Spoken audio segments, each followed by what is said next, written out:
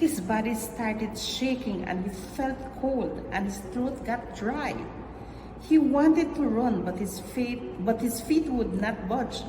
He fell to the ground, and as he saw the girl walking back towards him, "No!" he screamed as loud as possible. He continued screaming and screaming. He could not get up. His body was trembling uncontrollably. The men in nearby houses came out, machete in hands, and ran towards the scream. "What is it? What's happening?" And without waiting for answer, they all ran toward the direction of the screams. The dogs were making a loud din and they could barely hear now. The voice had gotten hoarse and they were afraid they were too late. Soon they gathered by the tall grass in the empty lot. "It's coming from here," one of the men with a lantern in his hand walked among the tall grass, followed by the others. "Who is it?" he asked loudly, but all they could hear was a rasping sound a little bit further. The man shaking on the ground. "It's Juan!" someone exclaimed. Together, they gathered the man up and carried him out in the street.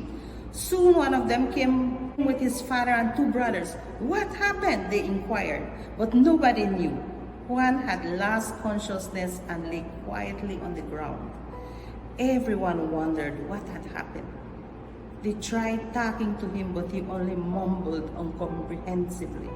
"You'll have to bring the curandero," a man who was looking intently at Juan suggested.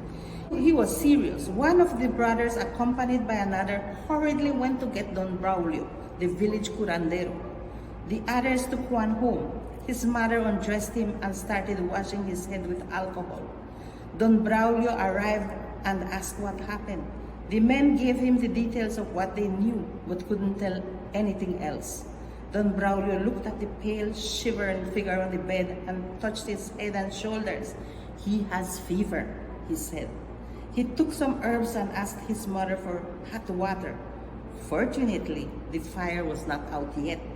The men were gathered outside of the house discussing the incident.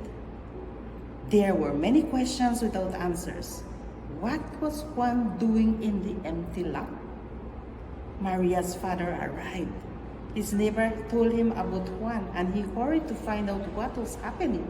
Maria had heard the conversation and was worried. Her mother sat with her to calm her down. The men repeated the story for Maria's father. "But he just left my house," he said. "What was he doing in the bushy lot?" he asked. There were no answers. A loud, raspy scream shook the nerve on all bodies present. They looked up at each other with bewildered eyes. Juan was awake. They could hear the curandero chanting his prayers, and Juan was screaming. He was so hoarse he could barely be heard outside. "No! No!" His throat sounded dry and raspy. "Tell me what happened. What did you see?" Don Braulio was trying to get details from Juan. "Maria," he said. "Maria was going in the forest," and he collapsed again. "Maria hasn't gone out," his father said in a frightened tone. "Maria has been home all this while. I just left her with her mother. She was worried about Juan."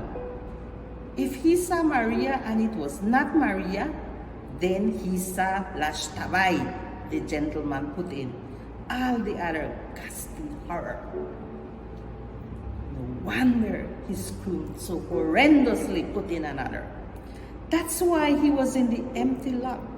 Xtabay was taking him away to the forest." They all knew what happens when Xtabay's spirits a man away.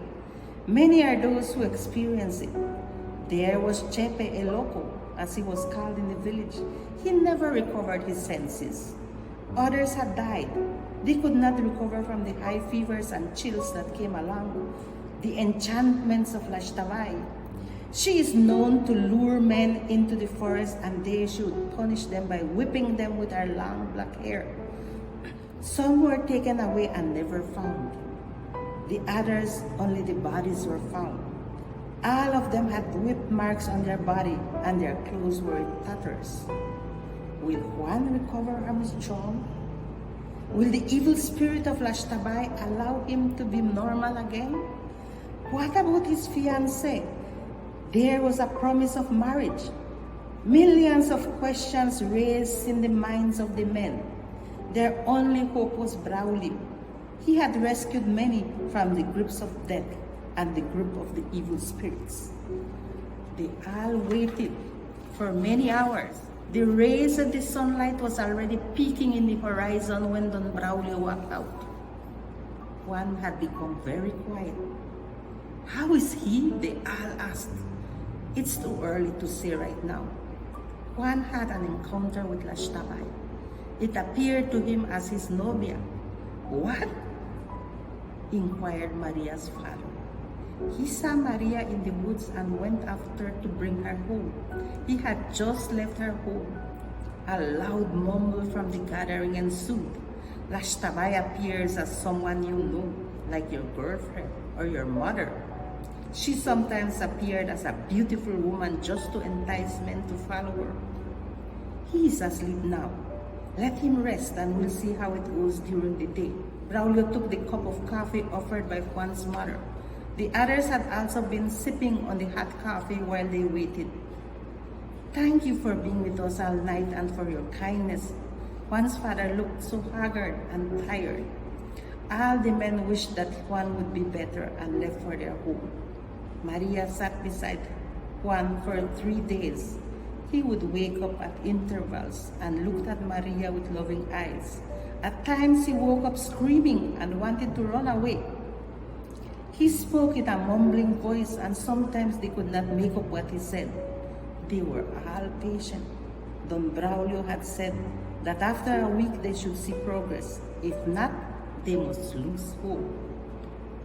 The people visited him every day and prayed for his recovery. They tried to make conversation with him to know what happened that terrible night.